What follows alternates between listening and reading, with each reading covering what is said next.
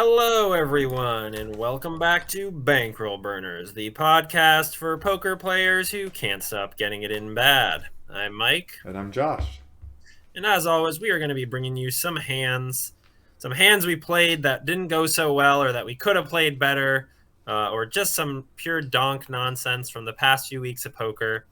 And we're going to go through them together and try to figure out where it went wrong, how we could have done better, if at all.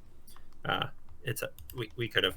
Yeah, absolutely. And Mike, why don't you go first this week? I've got a real doozy that I'm saving for last. That is a spot that I've been thinking through often since it happened, and I still have no idea what I should have done. But I'm pretty sure what I did was probably wrong. So it's a classic Bankroll Burners hand, and I'm sure we'll have many of those for you in the hour. Thanks as always for tuning in, and without any further ado, let's hop into what I assume is a 2-5 best bet orange park hand. Yeah, this is a 2-5 hand. This is from a session today, and it has to do with a particular exploit Josh and I have discussed in the past, and I'm excited to see it. It was sort of a like how extreme, how meaningful is this exploit? How reliable is this exploit? Was what was going on in this hand. So great. Yeah. Okay, so this is a 2-5 hand, as you said, and we're about 600 effective with the main villain in this hand, and +1 limps this hand. And this is an 8-handed game? This is an 8-handed game, yes. Awesome. And +1 limps, and I'm in the hijack. Folds to me, and I make it $20 with ace queen of hearts. Okay. The cutoff calls behind me, and the big blind calls as well. And then the limper folds? The limper also calls. Okay, I was gonna say, like, wow, what kind of nit are we talking here? Limps in, raise, and 2 calls, and then can't even be bothered to come along. So okay, we open, we got 3 callers. We're out of position to 1 of them, which is a little annoying, but we have a great hand, so who's complaining? Yeah, and I will say the cutoff who called, I would consider a decent player, a solid player. The one player who is behind me. The big blind is incredibly ABC, and the limper I've never played with before. I haven't, I have no particular reads on this player at this point. Okay, great. And the limper is going to be the main villain. Okay, perfect. So the flop is deuce of clubs, 4 of diamonds, 5 of hearts. So 5 of hearts, 4 of diamonds, deuce of clubs, 5-4 deuce rainbow, 1 heart, and we've obviously got a gutter as well to an 8 to make the wheel.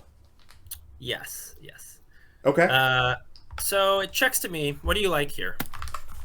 I'd probably like checking a lot in this spot. We have like decent equity that when we're happy realizing it, like we have 2 overs.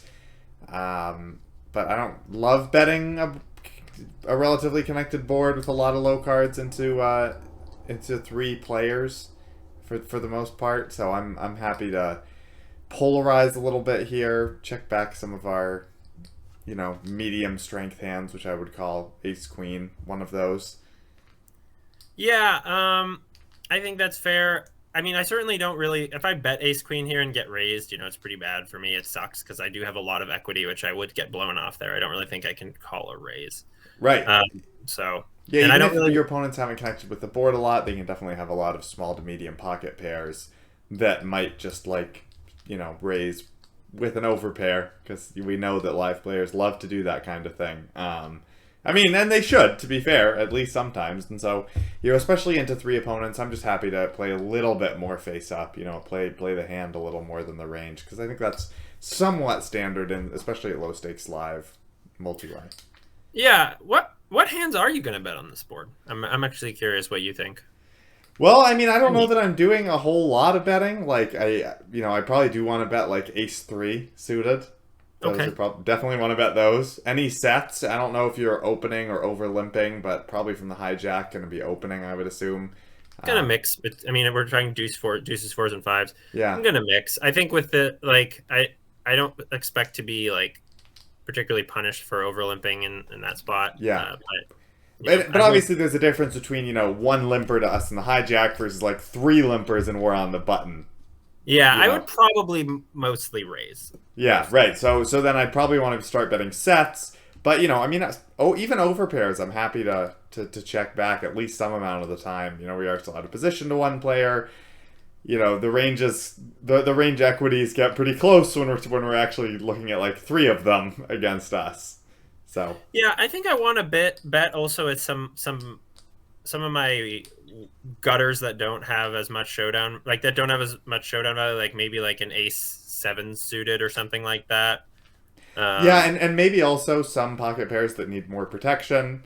Pocket 10s, pocket 9s would not be horrible. Maybe, yeah. I mean, just try to think like, yeah, that's fair. And also like what bluffs too, so it's probably going to be mostly gutters on this board. I mean, we have the one possible open ender of 6. Yeah, but you also don't need that many bluffs, it's worth noting, because we're taking a smaller sizing, we're multi-way, and again, like, because we're against 3 ranges, like, the odds that one of them is connected with the board, it could start calling is high, and I'm happy to lean more towards value in that case. Yeah, okay. Well, anyway, we do check. Right. And the cutoff checks behind. So we awesome. All the way around. Yeah, awesome. Awesome gets awesomer as the turn rolls off the ace of clubs. Okay, not my fate. I mean, if I was gonna pair up, I would have preferred a queen, but I'll take an ace. Yeah, I was happy with it. And the +1 limper now goes ahead and bets $25.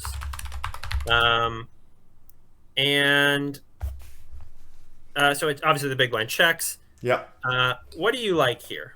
I could go either way between a call or a raise. A raise kind of is likely to ensure that the pot gets heads up, which is nice if people, have sort of just to like kind of clean up some equity. I mean, although there aren't that many sort of draws and random hands that people can overcall with, right? Because there's not really like it's not like there's a bunch of gutters all of a sudden that people might talk themselves into calling with when there's like a small bet and a call. This is not really a board where that's the case. So I don't know. I guess I'd lean towards a raise because I also think then, depending on the board texture, like if another club rolls off, we have the option at least of checking back some rivers. Not that I necessarily want to. I'd probably be more inclined to like make a small bet fold. But I guess I'd probably lean towards raising here. Yeah, and I thought so too. I mean, my thought too was like this player can have a lot of aces that are worse than mine here that he would do. He would play exactly this way. Yeah. Certainly players love to overlimp,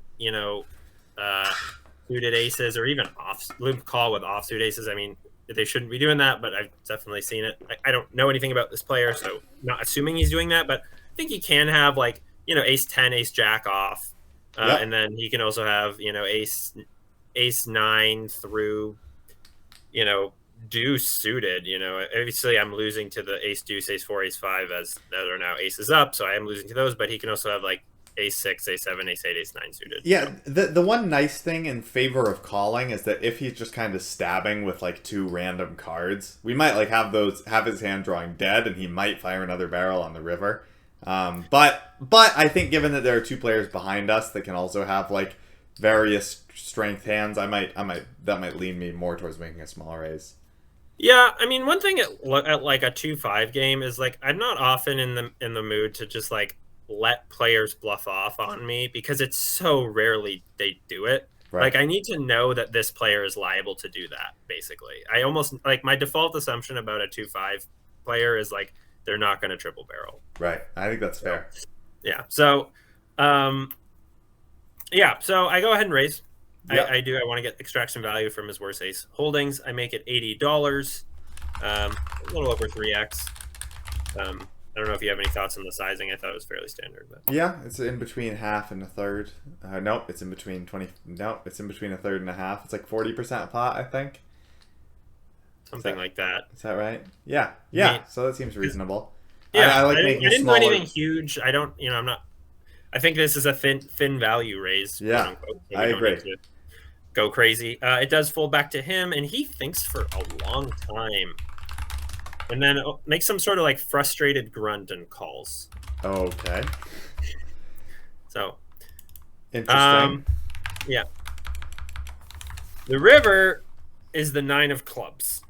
Okay, so it does it bring in the backdoor flush. And he pretty quickly donks out $95. And this is when I talk about our exploit, where when low stakes players donk the river, man, after calling a bet, it's spooky. Yeah, So, it is spooky. Because, I think the most common hand that we see, you see players kind of check call, donk with is like a completed draw, and obviously the backdoor flush does get there. But it also wouldn't surprise me if he had some kind of 2-pair holding, like an aces up, that he just decided not to 3-bet the turn, for whatever reason, and then decided to try and get that value here on the river. And I think that's kind of the common trend that we see, and why players choose to donk rivers, is because they don't want to play aggressively on the turn for whatever reason. Whether it's with a draw, they don't want to raise with a draw, or they don't want to take an aggressive line on the turn, for whatever reason they choose. So, yeah, the annoying part here is that, of course, it's a very small bet.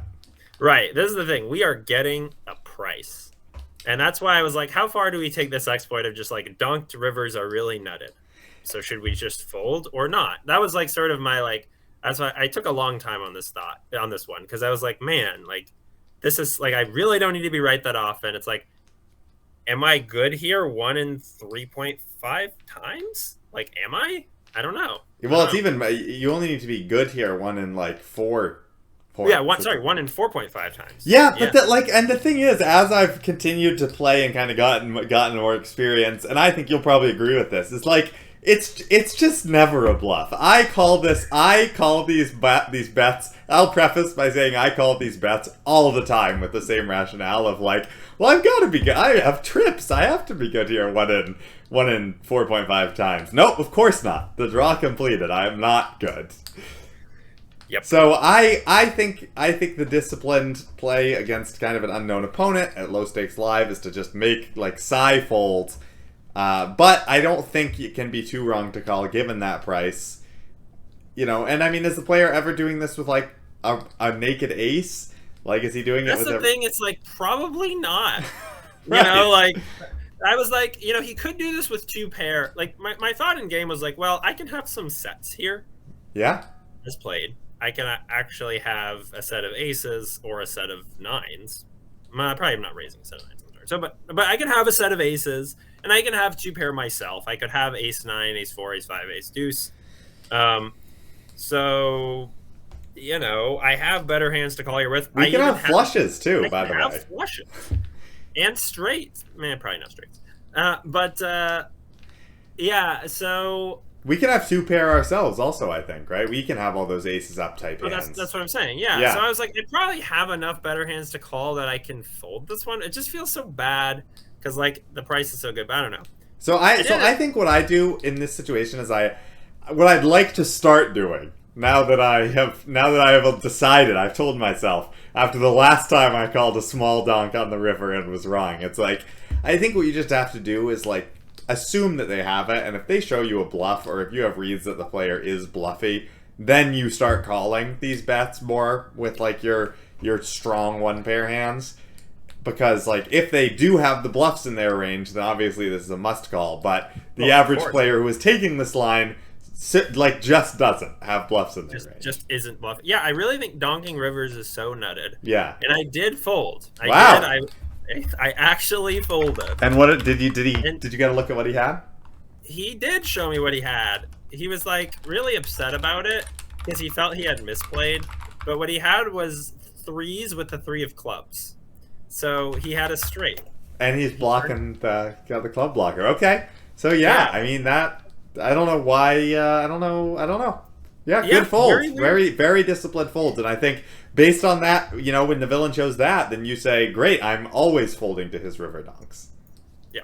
Yeah. I mean, like, seriously, it's like, I mean, yeah, I don't know. I mean, he was upset, though. He was like, oh, I shouldn't have done that because you're only going to call me with the flush, which isn't. Well, maybe that should be true. I don't know. I don't think so. I mean, I think then we're getting into the realm of overfolding. Where, like, if you have ace 5 or ace 9, you're actually, I think, beating enough of his donking value. Like, where he might donk with, like, ace 4, ace deuce, in the same manner that we kind of start having to call, and sets definitely, right? Beating all yeah, the we have to combos. call sets. But... So I think it's a good fold, because I think I often kind of go down the line of like, well, if he's the type of player who's playing, rag suited, then surely he has to be doing this with some of his bluffs with like other rag suited that he's made it to the river with that's not this suit. But nope, they just let go of those on the flop. And get max value from donks like us. Yeah, donking river for live low stakes recs is it's just very nutted. So, yep. Anyway, I don't know. I don't know that I could have I don't know if I should have played this hand differently. Maybe I'm supposed to just call turn if I lost, or if I really lost the minimum. I don't know, but I really felt that river decision was like painful, so I wanted to run it by you. But. Yeah, I think that's a very disciplined disciplined fold, and something that I'm definitely trying to work on and realizing. And it's just one of those things that you're just not gonna find like in like theory books and stuff. It's just like something you have to learn for yourself, like after you've called the 12th one, where you're like, wait a minute, I've lost every time. Right, like you're all listening to this and you're like, I don't know, I don't think the players in my room are like that. Maybe they're not, but maybe they are, man. Maybe they just always have it when they donk the river. I mean, I don't believe in they always have it when they bet river, because I've just seen that not be true enough times. Yeah. They definitely have it more than they should, but they don't always have it when they bet river. But they always have it when they donk the river. Absolutely. I've seen like once maybe that the guy didn't have it. And he donked like for like 10% pot, so. Yeah. So, all right. So, what do you got for us? All right, so this is kind of an interesting one. I think it's not the most complex hand in the world. It's not the most complicated, but I think highlights a couple of an interesting concept. At least I felt that on the river. You might disagree, but that's why we're here. In this hand, we're playing 1-3. I am in the straddle. I put the straddle on.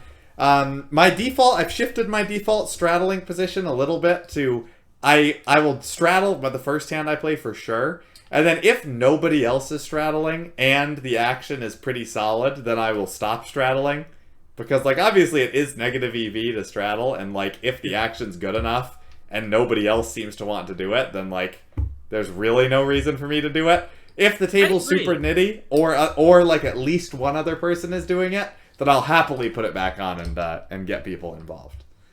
Absolutely, I agree. Like, obviously, if you're the only one doing it, it's not very good. Like, I like it as a tool to induce action, but like if it's not working, or if the action doesn't need to be induced, then it's fine.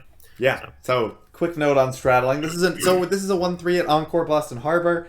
So we're playing 1-3-6 as I've got the straddle. And this hand is going to start with a whole bunch of limps. The UTG player, who is the main villain in this hand, and who I'm 450 effective with, is going to limp. The hijack is going to limp. The small blind is going to limp. The big blind is going to limp. So that's 4, count them, 4 limpers. Okay. And by the way, I'm in position to 2 of them. And I look down at Ace of Hearts, 5 of Diamonds, and I elect to check my option with my weak offsuit ace. Yeah, I think raising here is pretty spewy. So that sounds like 5 ways, so $30 to the flop. Yep, and obviously if this is suited, I'm bumping it up all day long. I'll make a note about that. Like, me too, probably, but I will say that you don't really have to do that sort of thing in these games, because a lot of times when you do that, it's still gonna end up going like 4 ways, and like H5 suited 4 ways sucks. So you don't need to do, like, it's sometimes when it's really hard to steal the blinds, you just like don't. Yeah, in my experience, I think it, like, if you size properly, it usually does lose at least 1 or 2 players. Like here, right, with 4 limps, I'd be making it for like 40. Yeah. And then it's like usually that does shed 1 or 2 players. Yeah. So, and sometimes you just win like $25 pre-flop, which is also great. Sure, yeah, absolutely. And so in this game, was the straddle on like regularly, or this was just like... I think I was fairly new to this table, so that there were a handful of players who were straddling. I had just table changed from a table that like just instantly dried up when like 5 action players left. So yeah, it was on periodically. There was pretty decent action. The guy to my direct right was putting it on, so whenever he put it on, I followed up with it. I think that was the case here. So okay, so all right, so we're $30 in the middle, and we see a flop. Yep, we see a flop, which is pretty good. It's ace of spades, so starting off good. 4 of spades, 3 of diamonds. So we make top pair, and we've also got a gutter. Nice. The small blind checks, the big blind checks, and I decide to bet here for 15. I like it. I think you can extract a lot of value in these limp pots by betting your top pairs. It's pretty basic stuff, but it's good practice. So yeah, and I do mix in checks sometimes, like with like super weak top pairs. Like obviously, like when you straddle, you can wind up with like 7-3 on like 7-6 deuce or something. Right. And then I think mixing in check calls there is totally fine. Also, check raises if you have super strong top pairs are probably fine to mix in as well. Yeah, maybe. But not obviously. This is not. Honestly, I don't know. People in limp pots is like check, like they in multi-way limp pots. Like people don't even stab that much a lot. So I just like to really just bet when I have. Yep, completely fair. 15. All right. And the UTG player is the only caller. So we're going heads up to a turn. In the turn comes the 10 of spades.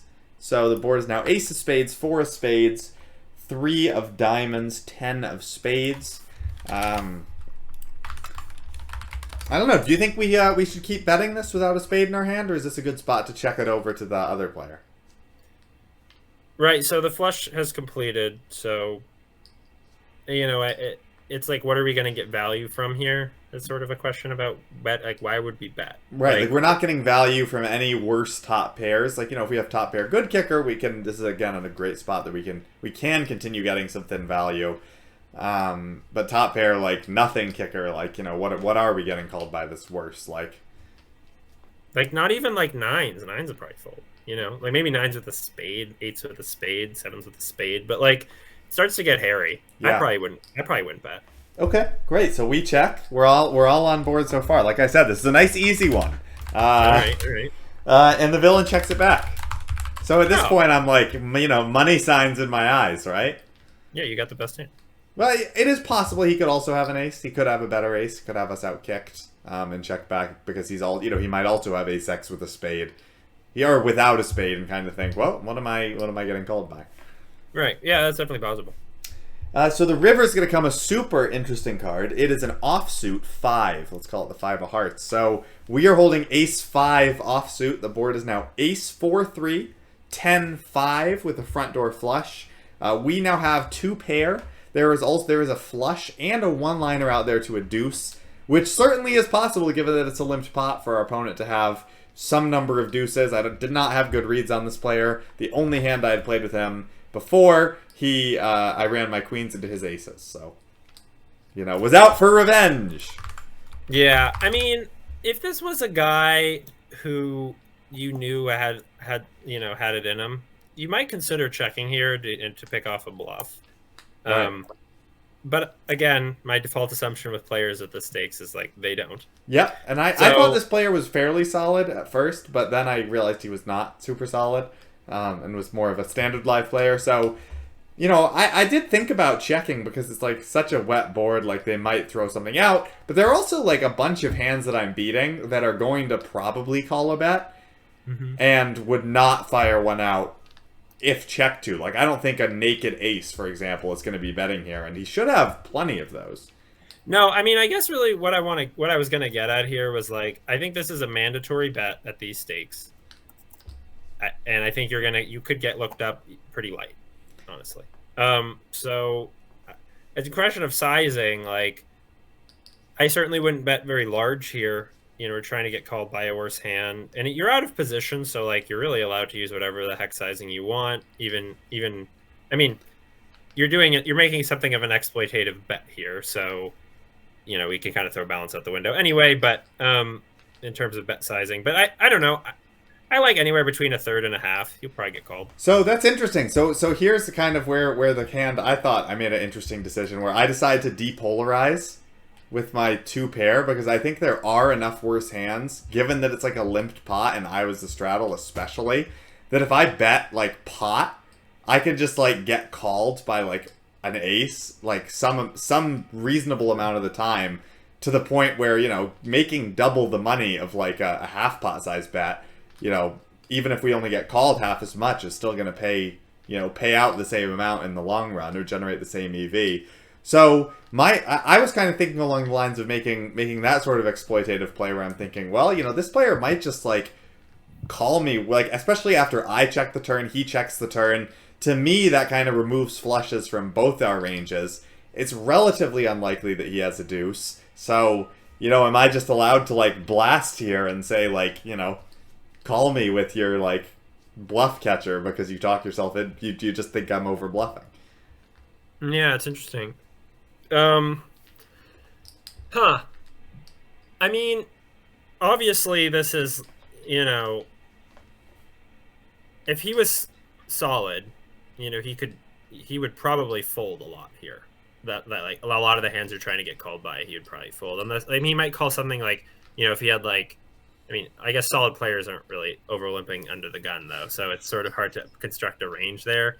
But I don't know. I mean, you are fairly high up in your range, like in terms of hands you show up here with. Like this is one of the stronger ones, so I don't hate, like if you're going to use large bet sizing. Like I don't know. I think it's fine. I don't know. I don't tend to do this move much. Like where, you know, you bet really big to make it look like a bluff. But I do think I should be taking fairly large sizings with bluffs also. I mean, I don't know. Would you be taking like a small sizing with bluffs, or do you think we should? Do you think this is a board where, in a balanced perspective, we could kind of check our whole range or most of our range? Yeah, it's interesting.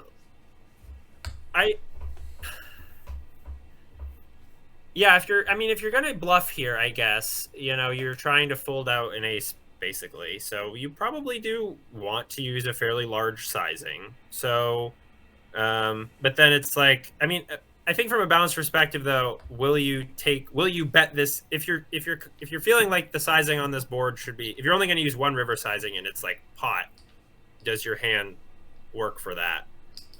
In a balanced sense, is just should your hand be bet for pot? And I don't know the answer, but it's interesting because like I do think, you know, there can be some 2-pairs in this range also that will probably call me here.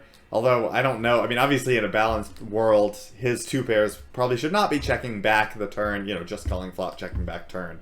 So, yeah.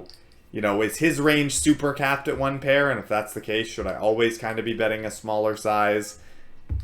Now it's interesting to think about what his range usually against mid-heavy ranges, which is kind of what his is. He has a lot of medium strength hands. You want to use large sizing. So, you know, maybe the more I think about this, like, it's fine. Yeah, okay. I think you can bet. I think you can bet large here. I don't know about pot, but maybe you can take like 75%, 80%.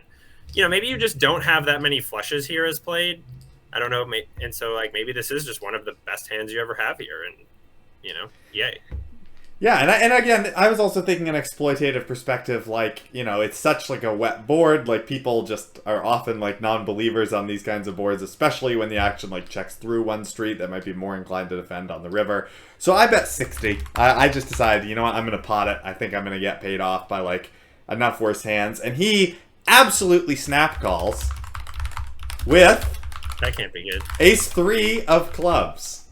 Wow, got him good, for baby. Worst 2-pair. Got him. That's and awesome. He was not thrilled. Yeah. Wow, that's crazy that he didn't even bet it on the turn. Yeah, scared. He was scared of the flush, and then he kind of thought, well, you know, and that's kind of the reason I bet is because I'm kind of thinking, you know, when it's really is just, you know, a very exploitative. My line of thinking was certainly more from an exploitative perspective, like, you know, he's checking back because he's scared of the flush, but like I checked the turn, so. It's like you realize one street too late. Like, oh, he checked the turn. How many flushes could he have? I have to call this river. Mm-hmm. But it's like, you know, if that's the case, then he should obviously be betting the turn. Right, and the other thing too is he didn't even raise flop with it. I mean, right. That's crazy.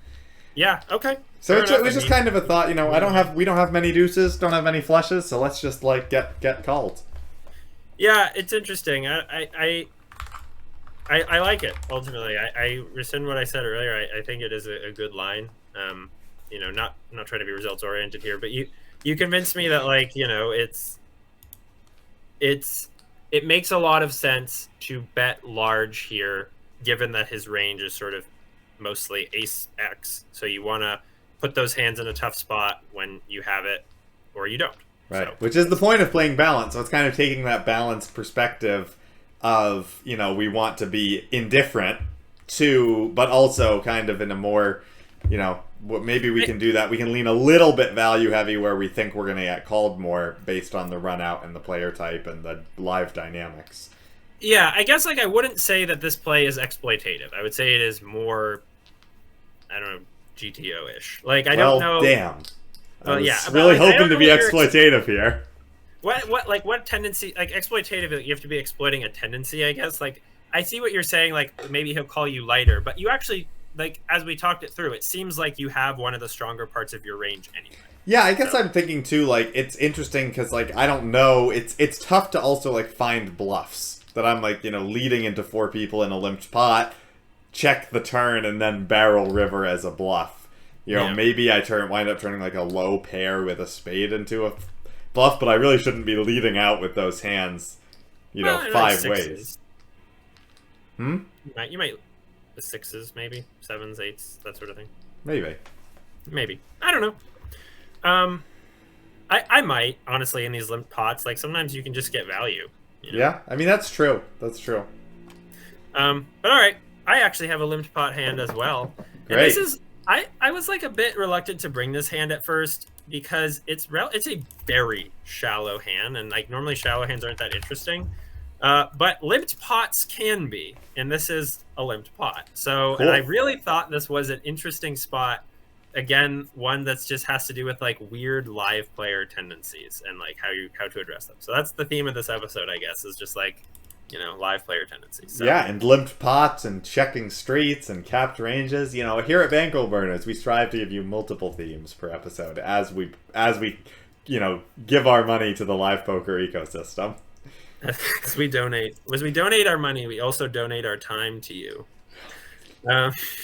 So this is also from a 2-5 session at Best Bet Orange Park, which is it's a $500 cap game. We didn't mention that earlier. But we are only $225 effective with the main villain in this hand. Okay. Because this is one of those guys who just likes to sit with a shallow stack. Pretty much terrible for the game. Really sucks. Don't like it. Stop doing it. Well, and stop sitting around either shallow stacks. And by the way, I would caveat that a little bit by saying if you're going to bring a shallow stack in, please put it in. Yes. Do not be a nit short stacker. Those are the worst. But if you wanna buy in for the minimum and shove by the flop every hand that you play, then please be my guest. But don't do it if you're just gonna play aces and kings. Yeah, actually that's true. Short stack players who are very actiony are great for the game because they're actiony. But if you're sitting there with 40 big blinds, not doing anything for 15 orbits, I hate you. And it's actually even more interesting because the dynamics are I think the dynamics are really interesting when you have one super actiony short stack and then a bunch of big stacks who are just trying to figure out how they can take the short stacks money over and over while also remembering that there are other players at the table who can have real hands. Yeah, absolutely. No, it can be fun. So, okay, but anyway, this guy was all right. I mean, all right. Well, we don't need to speak ill of him. Yes, he was fine. He wasn't super nitty or something, but he's sitting there with $225 in front of him. And not only is this a 2-5 hand with a short stack, in this particular hand, the straddle was on. So it's actually 2-5-10. So we are 22 and a half big blinds effective. Okay. And the straddle was on a decent amount in this game. I would say maybe half the time. So people were sort of it wasn't just a once in a blue moon straddle where no one was adapting. So, all right. So, and we happen to be 7-handed right now. There is an under the gun limp. There's a hijack limp. There's a button limp.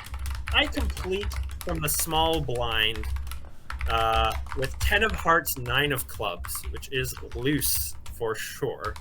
I'm probably doing the same. Yeah, and I mean, I wasn't particularly shallow, and there were not all the limpers were shallow, just this particular player who ends up being the main villain was. I think if, like, literally all of the limpers had $200 in front of them, this is a pretty clear-cut fold. But, you know, there was some depth with various players at the table. And 10-9 is also, you know, better when you're shallow with some players. It's obviously a better candidate than, like, 5-4 or 6-7. Because, like, you can make top pair a reasonable amount of the time. So, sure. And, you know, in a limp spot, your top pairs are also likely better than any pocket pairs. Yep. Right? Absolutely. Versus, like, 6-7, if you flop, like, 7 deuce deuce, you could just be, like, dead in the water to pocket eights, for example. Yeah. So, all good points. So, I don't know. Probably, like, I like to get in there with limp when players are being limpy. It can be fun. It can be very profitable spots. The big blind actually folds, and the straddle checks. So we are 5 ways to this flop. All right, so we're already getting shallow. 50 in the pot, 215 effective with the main villain, and we're moving on to a flop that hopefully is quite nice for us. Well, it's an interesting one. The flop is 10 of clubs, 7 of clubs, deuce of clubs. So monotone flop. We have top pair, and we do have a club. We got 60% of a straight flush. We have 60% of a straight flush. That's right. So I check. I don't know. What do you think? I think checking here makes sense. Okay, I agree, because I think we can pretty comfortably check call. Yeah, and we like block some value. We unblock some bluffs. It's nice. Yeah, you know, it's not my. Obviously, if this wasn't a monotone board, if it was like 10-7 deuce flush draw, I'd probably bet. Yeah, I think that's fine. And it's also worth noting, you know, these are the types of boards that you do run into when you overlimp 10-9 offsuit. Absolutely. Hands where you have a medium strength meh. Yeah, absolutely. No, I'm not, like, I'm fine at this point. Yeah, I know. You know, you just have to be ready to make, you know, tough decisions on this board. So we're well set up for that. So we check. And any action here?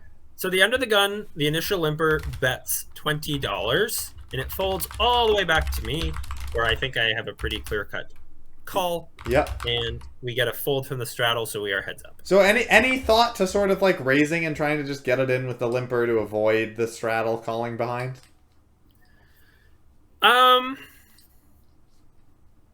Yeah, I guess if we raise here, so what are we going to raise to, like, you know, 60 or 80, somewhere in that range, right? Mm-hmm. And then he's going to have, if he calls, let's say we make it 80, right? And if he calls, I think we'd even make it 60.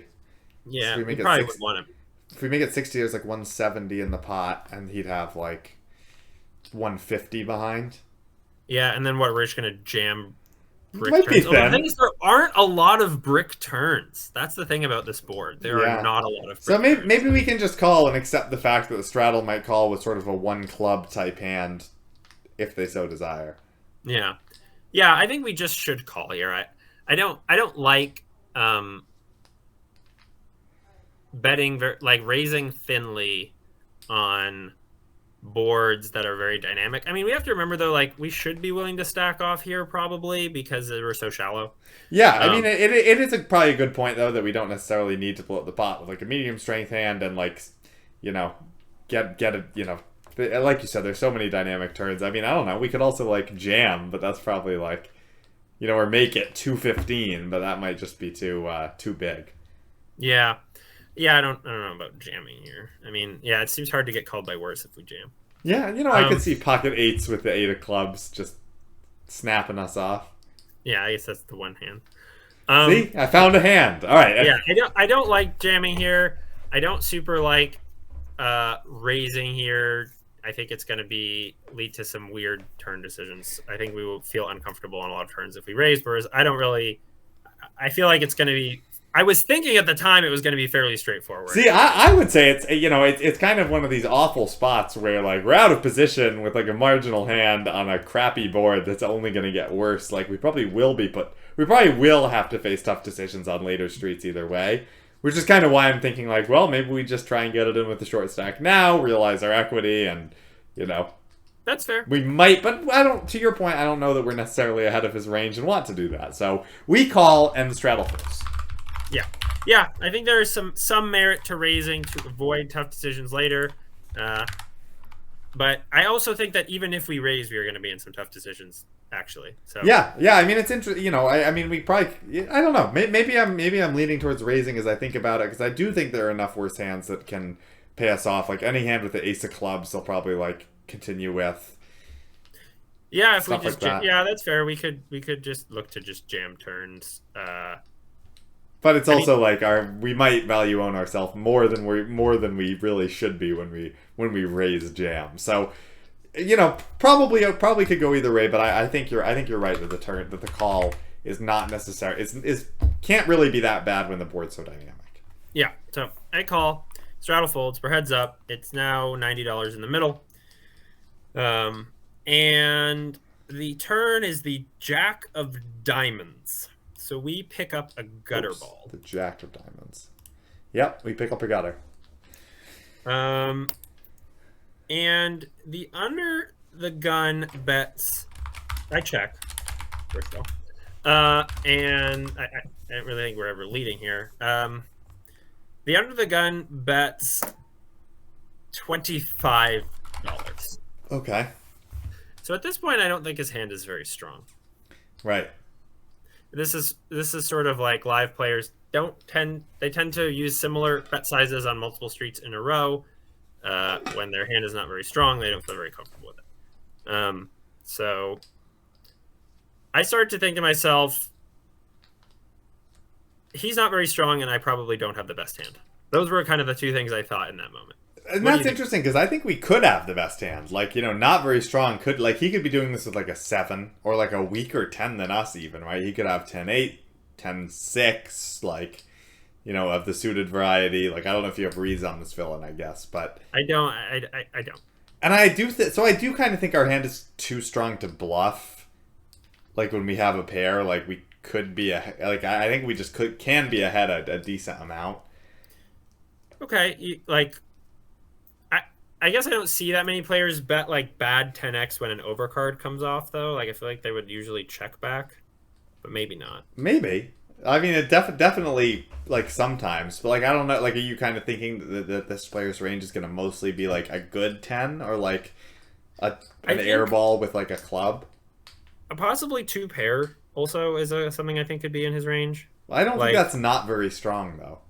but he might perceive it as not very strong because of the flush being out there. That's what I mean. Like, Yeah, I yeah. think he's uncomfortable with his hand. Right, that's interesting. And the one, and I mean, if you're thinking about turning your hand into a bluff and you kind of think you might have a hand like two pair, then it's also interesting to think that like just a lot. It's easy to sort of get too much from a tell almost, where you're like, this guy's kind of weak, and I'm gonna like raise as a bluff, and then he's like, damn it, you totally have me, I call. Where players kind of have that sort of two pair hand where they're like. They are. You're right. Like they do perceive themselves as weak, but not to the point where they're actually going to think about folding. Yeah. So, and I just think our hand has enough equity also to this like tiny bet that we can like call and then realize some of it for free. For cheap. Yeah. No, I agree, and I didn't. I mean, I just called here. I didn't raise. I just in the moment I'm thinking like rivers could get dicey here. That's kind of what I'm thinking. Like I'm not confident that if the river goes check we win. Right. For example. But I do just call. I agree with you. Like our hand is too strong to turn into a bluff. It's like what better hands are we going to get to fold at this point? Like maybe ace 10 without a club or something like that. But I don't even know that hand should. I guess that hand probably should fold. But yeah, I mean, and this player might fold it. Like who knows? But I mean, that might be a fold at equilibrium even. Like just a strong 10 with no club to like a check raise on the turn, but that might be it. That's like a pretty small subsegment of his betting range. Maybe 10-7, although we do block that. So yeah. Okay, so the river 140 in the pot and 170 behind, so pretty close, somewhat close to a pot size bet left. Mm-hmm. And the river is the King of Diamonds, which I think is a very interesting card because it does introduce some possible straights and some possible two pairs. I think it's a pretty dynamic card. I mean, obviously, it doesn't affect anything with the flush already being possible, but I do think it's a pretty interesting card. I don't think it's like I don't think it's sufficiently disconnected enough. I guess like I think it's Yeah, I don't know. I don't know. I think it's kind of disconnected. Like I don't really. It's tough given that like sort of the action start on the flop. Any straight would have to be pretty weirdly backdoored. Like I don't think Queen 9 or 8. Like neither of you should really have Queen 9 or Ace Queen, like Sure. at all. Well, yeah, right. I would Yeah, think I mean, you could have like Queen 9 with a club or something. I think is possible, but he could. You definitely shouldn't. that's fair. Probably not. Yeah. Yeah, I think and then obviously there's like King 10, Jack, and King Jack are possibilities. Yep. King Jack with a club or just King 10 definitely possibilities. Yeah. Okay. Yeah. Anyway, but you might be right. It might just be mostly brickish. But I do check here anyway, and he now bets $30. Oh boy. So at this point, I am pretty sure that he does not think his hand is very strong, and that I do not have the best hand. At this point, I'm like feeling very confident in that situation. Okay. I just don't think he's ever betting like a worse 10 at this point. Okay. So we could just fold, but I mean, yeah, if you think that he's not confident in his hand, and, you know, the one area where, even if the card, you know, if we kind of analyze it and think, well, you know, I would say that king is not a super relevant card most of the time to, like, most of your hands, but, like, definitely someone who, like, flopped 2 pair and now sees, like, so many hands that beat them could perceive it as a scare card, especially if they're sort of using this dynamic bet sizing that is changing with the strength of their hand. yeah. So, you know, with that in mind, I think it's certainly an exploitative raise, where, like, I don't think a player should be folding, like, 10-7 because they, you know, are scared of, like, Jack 10 or King 10. Yeah, and I don't know that, like, I mean, it's certainly my hand is not a great bluff candidate if I'm targeting those sorts of hands because I block them. I block I block 10s, you know, Right. with my 10. I do block some flushes, but, like, I guess I don't really expect him to play a lot of flushes this way, so I don't know that my hand is the right candidate for a bluff, to tell you the truth. I mean, I'm also blocking some straights, but he's very unlikely to have them anyway. So, like, I don't know that my hand from a blocking perspective is a particularly good bluffing candidate. I more so thought, like, you know, I think this guy is pretty weak. Yeah, I just don't know what he's doing this with that, like, is weak. That we lose to, you know? Like, it's kind of just Ace 10 and, like, Queen 10 now at this point, because otherwise, I mean, the rest of his, like, 10s have now made 2 pair. Yeah. So it's just kind of a weird spot where, like, I'd see your point from, like, a live read perspective and a sizing perspective, but it's hard to, like, range him here if we kind of think, oh, I think this player is weak based on his bet sizing, but also he likes his hand enough to bet and wants to get value. What hand is doing that? Right, and I don't know. I mean, what would you do here? Would you just fold? I don't know. I might call, honestly. Like, I might just kind of think, like, this is super weird. I'm getting a good price, and, like, this is a spot, unlike a check call lead, where the player could have some, like, triple barrel bluffs and just, like, especially if I don't have reads on this opponent, like, some players just like to bet really small when they're bluffing. Yeah, definitely. That's a real thing. So I might just get curious and call. Like, we really need to be good, like, 1 in 7 times. Like, could we be good that often? With like, because our hand does block some value. To your point, like, we block pocket 10s. we block 10s. So we block a bunch of flop 2 pairs. We do block the flush. We block 8-9. So maybe I just... Maybe you're right. Maybe I should just call here. You know, I'm probably getting to trying to be exploitative, which is really not my strong suit anyway. But I did end up ripping it in. Okay. I mean, I think that's interesting because, like, I mean, the one question is, like, you know, if we're doing it with 10-9 with, like, I mean, having a club is nice because it blocks, like, flushes that he might be doing it. You know, what do we have better bluffs here? Like, I might be doing it with any hand here that, like, I'm probably over bluffing here. Like, this is, again, I'm not trying to be balanced here. Again, I don't think, like, if I were trying to be balanced, I wouldn't use my hand. I think my hand is a bad bluffing candidate. I'm just trying to go off of live reads here, which is mostly something that I never do because I'm really terrible at it. Yeah, and it's just annoying because, like, some players do just bet small, like, all the time. Sure, and I didn't know if this player was that way, but Yeah, I did end up ripping it, and he goes, oh man, you check call, and then you shove. You were tricking me. He's like trying to sort of think like, what is this? And I'm thinking to myself, I was like, yeah, that is a pretty weird line for me, isn't it? It doesn't make a ton of sense, which is true. I don't think my line makes a ton of sense. Like, I'm just trying to say, I'm trying to pick up on something here, which is I don't think he likes his hand that much. Right, like he might fold like a set here. It sounds to me like he's got like maybe the hand that makes sense for him to have is like pocket deuces. Sure, yeah. Yeah, anyway, he does eventually land on a call. Okay. And he shows me the hand which he limped with under the gun is 6-3 of clubs. Got it. So a weak flush. So it is a hand where he basically decided like he doesn't. You're probably like again. This is kind of what I was talking about on the flop, where it's like or the turn where your read is probably right that he doesn't like his hand, but he doesn't like his hand because he just has the live player thought of like it's my flush is so weak. Yeah. No, it's pretty weird, honestly. Like, but anyway, I mean, it is what it is. He was obviously, if I had known he had that hand, I would not have attempted to bluff. And now you kind of can realize, like, and now you can definitely use this against him and also like bluff quite a lot. I would be bluffing this player like a lot, especially as like the pre-flop aggressor. Like this is a great this is a great live player to exploit, right? Where you kind of say, wow, if this player shows aggression, I'm like out immediately, and if this player does not show aggression, I am putting my foot on the gas. Right. Yeah. Absolutely. So that's good to know for the future, and it's quite interesting because I think I was just reading a nice Twitter thread. I think it was from Phil Galfond that where I think he said oh, the best information you can get is seeing hands at showdown. Yeah, and it's kind of been a thing he's focusing on recently, where you or I can go talk about this player seems aggressive, but how do we actually know that this player is aggressive if he's just because he's played whatever, raised 20 hands in an hour? He could just be on a massive heater.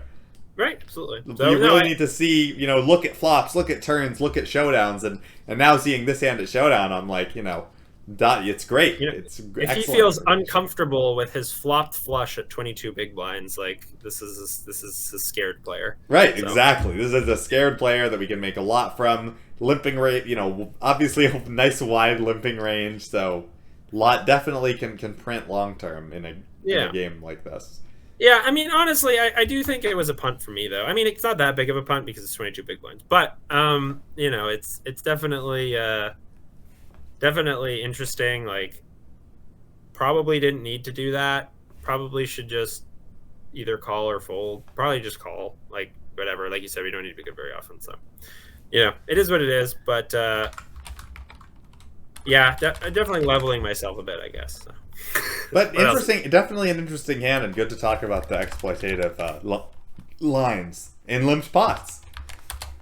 Yeah. So okay, all right. What's your doozy, Josh? All right, this is a real. Everybody has been waiting with bated breath. This river spot really put me in the blender. I'll preface by saying that. So we have some interesting decisions before that, and my pre-flop play may also have been a little suspect, but when isn't it? So we're playing 1-3 here. There's no straddle in this hand. I'm the effective stack at 550, so playing relatively deep here. The villain in this hand is under the gun and is... I have sort of tagged him as aggressive because he's been raising quite a lot, but I haven't seen a whole lot of his hands at showdown. So to my own point, I may have tagged him too early. So let's just also keep that in mind. He's been raising quite a bit. He's been taking his time with decisions. So maybe you could make the argument he's somewhat solid, but that's not necessarily true, right? I mean, I take my time with decisions, and I'm not somewhat solid, so... Yeah. So he's going to open this pot up to 15. The hijack calls. And I am in the cutoff with 8 of clubs, 8 of diamonds. And I decide to 3-bet this hand. Yep. Which I do think... I don't think you have to 3-bet this hand, and it might honestly not be correct against a UTG open specifically. If the players are adjusting their opening ranges by position correctly. Yeah, I think it's probably fine either way. I honestly, I think calling, folding, and 3-betting are all reasonable options here. If you think the under the gun player is super tight, And so sorry, what's the effective size Oh, it's again? 550. I'm just never folding here. 550. Yeah, okay. So, seems fine. But I decided to raise this time, and it is just, as you know, something I've been trying to do more is just be more aggressive pre-flop, play more as the aggressor than as just a caller. But with a hand like eights, I think it's totally fine to call most of the time, especially on the cutoff. The closer to the button you are, the more you can just call. Set mining in position is a hell of a lot better than set mining out of position. Yeah, I do honestly I like a 3-bet here for the most part. And I would say 9s and 10s I'm always 3-betting. 7s and 6s I'm probably calling a lot. 5s, 4s, 3s, deuces I'm probably calling, and I'm probably still never folding to just one raise. Probably should, but you probably aren't. And this deep, it's probably okay. Yeah, and who folds nowadays? Not me. Right. So, okay. So I'm the same way. So anyway, we 3-bet. We raised to 60. Sounds like it's Mike approved, so therefore it's definitely a good play. And UTG is the only caller. Nice. And it is nice to play this hand heads up. I think one of the things when you do 3-bet these smaller pocket pairs is you have a lot of unintuitive c-bets, I think.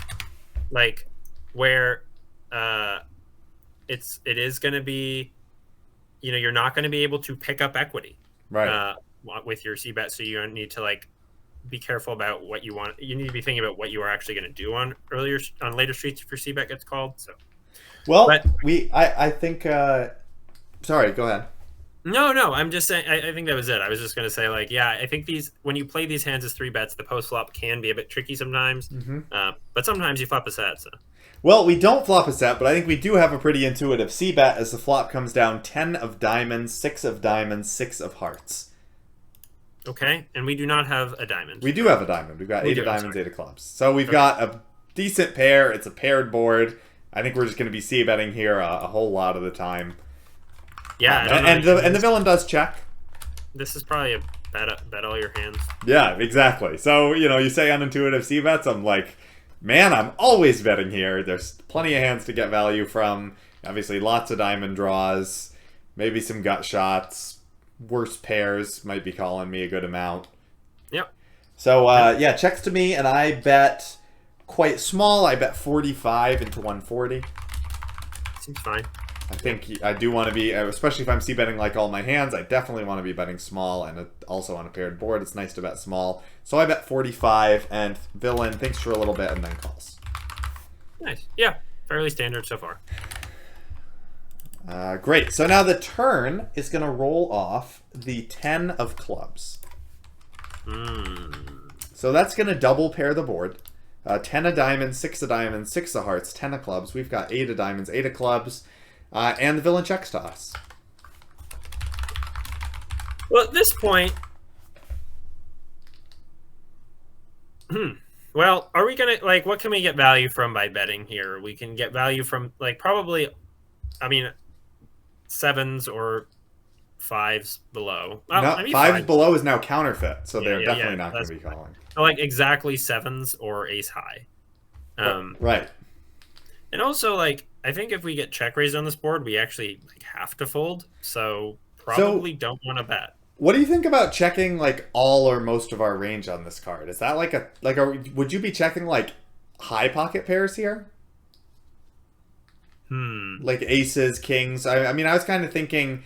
I don't know that I was thinking that in the moment, but I've definitely thought about it. Like I said, I've given this hand quite a lot of thought afterwards, and I've kind of thought, do I want to be checking aces? Do I want to be checking a 10 here ever? I don't think I want to be checking a 10 or a 6 here. Although I don't really have many 6s, and I don't have that many 10s. Yeah, you have ace 6, ace 10, obviously. You certainly have king 10, queen 10, and jack 10. I think you have. I think you actually have a decent amount of 10s. You probably, as you said, have very few 6s, ace 6 suited, which and you would some 7, 6, and 5, 6, once in a while. Yeah, but yeah. Well, so let's say if you bet aces here and get check raised, are you calling? I think we definitely have to call the turn. Hoping that villain has... hoping that it goes check. Hoping that villain has pocket jacks, pocket queens, and it checks. Oh, and his value owning themselves. And the river goes check, check. Mm-hmm. But then if you had like jacks, you probably would fold. Right. By that logic. But it's also, do we want to be calling a check? Do we want to be calling a check raise with aces? Like, not really. Right. It's not exciting. So, Right.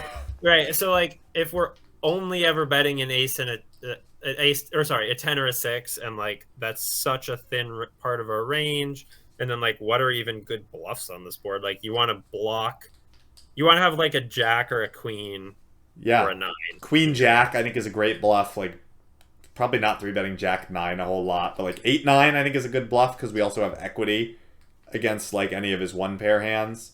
I actually think 8-9 is probably a fold in your spot, given that isn't under the gun open. I don't super like 3-betting 8-9 because this is for early position opens because of the reverse implied odds. But okay, you probably have some 8-9. Yep, since you like folding it, I probably have some. So but and also another point about hands like aces and kings is that I think those hands are not getting value on the turn and the river. And this might be a board where it's better to get the value on the river because, again, we can kind of, I think when we check back the turn, it might be perceived as capping our range. We might get called lighter on the river than we would on the turn. And so... And there's also not that many scare cards if we have a hand like aces or kings. Yeah, that's all fair. No, I think checking range here is reasonable. Although, you have to consider, though... if you check here, are you then able to bluff river if checked to? Right. And I mean, I think we are with the hands that we're thinking about, like Queen Jack. Like, I think Queen Jack is an excellent bluff candidate on the river because it blocks like Queen. It blocks 10x. It blocks jacks. It blocks queens. And it's going to fold out enough better hands like king highs and ace highs a pretty decent chunk of the time.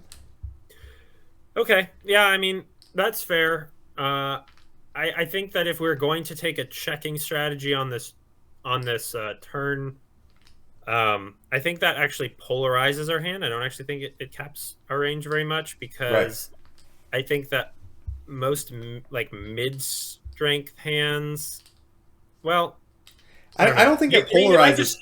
But you're saying we're checking everything, then it doesn't polarize or cap our range. Right. It keeps our range. It keeps both our ranges quite wide. Yeah, it's definitely interesting. I could be on board with checking your whole range here. I think that also is okay to bet. My biggest issue with checking range is that it kind of precludes getting the money in with like a 10. But with that said, I don't know that we're going to get all the money in anyway with a 10 because this is not the type of board where we're going to get paid off across 3 streets for 200 big blinds, with... Yeah, I mean, he has to have like a 6, and even then you might not get paid. Yeah, so I'm with that being said, probably is okay to check range. And that definitely would help my thinking on the river. But anyway, we do check back here, and I agree. I think this can be a range check. And maybe that's just the case a lot on double paired boards where it's like, you can't... Those are like interesting heuristics to think about, I think, where you're like, well, I can't get the money in anyway. It's tough to get multiple streets of value with any hand, so... let's just... And there's not many scare cards. But here's the thing, though. Like, by that logic, if you think that they're going to just... It's going to be so hard to get value, then, like, maybe you're passing up some great bluffing opportunities by checking range. But if we want to be balanced... And again, I think, like, there are enough bluffs on the river where, we have hands... Because, like, if we structure our bluffs correctly where our villain can show up here with hands like ace high and king high, then we can fold out a lot of those hands with hands that are worse than those. Yeah, it's possible. I don't know. I would probably not check range here personally. I think I would like to bet my 10s. I think I would like to have some bet folds even, and I would think I would also have some of these really no equity bluffs like like your queen jacks and things like that. I think I would bet turn here, but I don't think checking the turn is bad. I'm just saying that isn't necessarily how I would approach it. But I think would you definitely check turn with pocket 8s? Yes. Yeah, cool. So, Yep, let's move on to the river, where things get absolutely wild, as the river is going to roll off the 6 of spades. So our hand is now downgraded to playing the board on 10-6-6, 10-6. Yeah. Okay. And the villain bets 75. Villain bets 75 into 230. So they bet a third pot.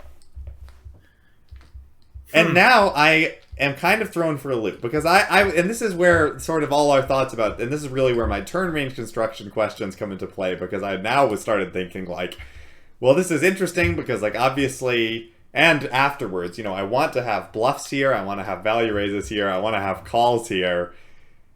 Am I ever supposed to call for a chop in this situation when I'm getting this price? Well, if you were calling to win, right, then you would be getting 4-1. Yep. But you're calling to chop, so you're getting 2-1. Right. So, I think that's not well. So it's like we need to chop 40% of the time, right? It's double the equity we need. Because if we were calling to win, we'd need to be good 1 in 5 times.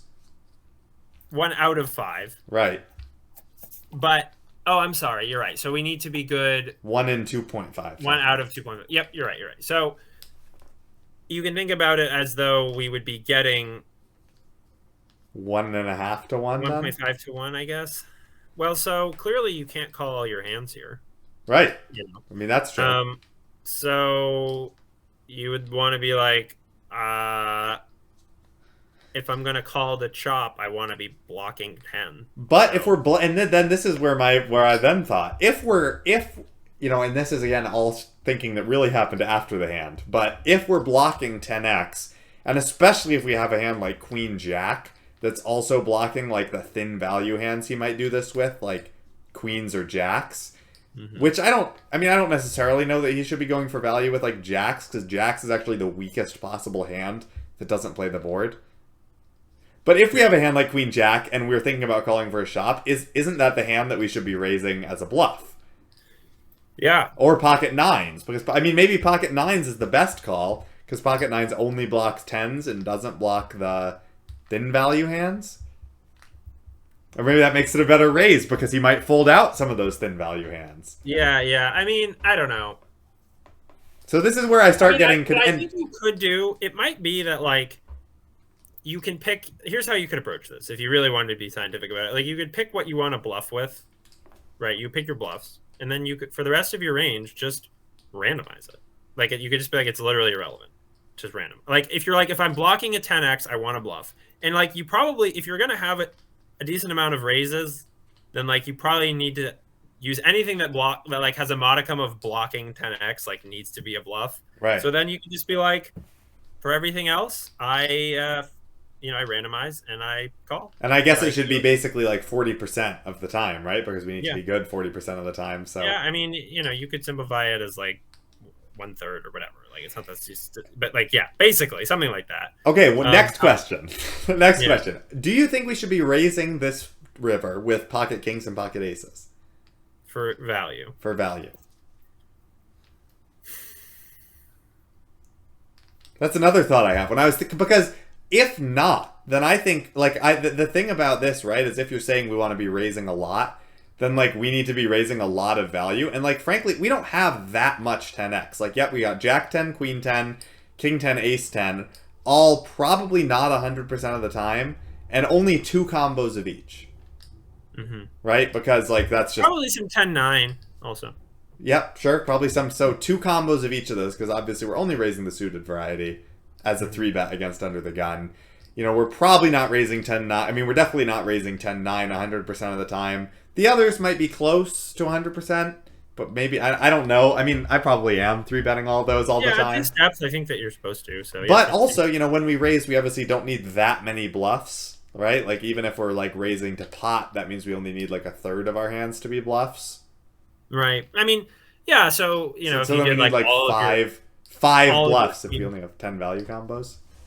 Yeah, I mean, so all of your Queen Jacks and like, that gets you pretty close. Yeah, and then like I guess maybe like pocket nines is good, because you're blocking. Yeah, but if we raise all our queen, so maybe we are supposed to raise aces and kings, but those also don't block 10x, which maybe make them less attractive raises. Yeah, it seems like if you raise those hands, it seems pretty tough for him to call with jacks. Right. Queens. Like, I don't know. He might, but Right, and it's like it's also I feel blocking. like most players wouldn't. It's also blocking any like airball bluffs, like any ace high bluffs that he decided to bluff because he's now playing the board. Right. So maybe that's it. Maybe we are supposed to raise our 10x and then like queen jack and like some and randomized pocket nines to fill out the combos. Or king jack or something. I don't know, but like whatever. Some bluffs. Excuse me, and then you just for everything else you just say, well, I'll call 40% of the time. Yeah, so I was so unsure how to approach this spot because I was like, wow, this is like, I'm playing the board. The bet is tiny. It's like, so I just flip in the call. I'm like, you know what, I got to see it. And he shows Jack. Wow. Which, as I thought about it after, I was like, oh, Jack is actually the weakest hand that he can go for value with. So, owned. Absolutely owned. You got absolutely owned. And then, because then I started thinking, should I just be like ripping in like a lot of hands that are now playing the board? But I think now, we've realized that is over bluffing. Yeah, I don't think you need to. Like, I think you could just raise like your 10x and be happy with that. Yeah, and 6x, I guess. We do have 7-6 and 5-6. Yes, if you have quads, you're allowed to raise. Right. So but that is relevant because it does add one more bluff combo, right? If it's two more value combos. Yeah. I mean, look, you don't need to be that precise at the end of the day because balances only matters like how we're at the end of the day. It's about our opponent's perception of us. So. Yeah, and that's true. I think, so this spot just totally threw me for a loop because I don't know that I've actually had to face like a bet for a chop on a board that's a full house. Yeah, that's a new one for me too. I think I've maybe seen the board run out of boat once, but I don't really remember what happened. No, it's pretty uncommon. Did you both get a high hand? No, of course not. The high hands. No. Just kidding. Well, it's not like those high hands at Encore Boston are worth anything. Well, they actually do on 2 days a week. It's just Sundays and Mondays they do the $500 in promo chips that you have to play through on the casino floor. But Tuesdays and Wednesdays, I think they do $1,000 in cash. So, well, good. But it's aces full of deuces minimum qualifier. So, well, that's actually that can be kind of tough depending how many tables there are. Yeah, so I just thought it was a really interesting hand, and to all of our listeners, we're sorry for wasting your time because you probably won't experience this scenario in this specific way a whole lot, so you could pretty much ignore everything we've said for the last 20 minutes. But if you're a long-time listener, you know that you could ignore everything we've said for the last hour and 10 minutes anyway. Exactly. The moral of the story is ignore everything we said. Keep doing what you're doing. It's funny, like at the very first episode, for anyone who's been with us since then, we told you that there's so much content out there to help you improve your poker game where you can learn from experienced pros with a track record in the game. And, I really hope that we've hammered home the point that this is simply not that content. Yeah, we're trying our best. We're learning, but at the end of the day, we've only been playing for a couple of years, and it's a long road. It's a long road to be good. And it's also, but, on the bright side, there's also a long road of badness. I mean, I'll talk to players who've been playing for 20 years and are still clicking buttons. So. Is that supposed to give me hope or be like a window into my future? I'll leave that up to the viewer. All right. Well, thank you everyone for tuning in once again. Please like, comment, subscribe. Let us know how you like to play limped pots and how you like to exploit life tendencies. Or fail to do so. Bye, everyone. Have a good one.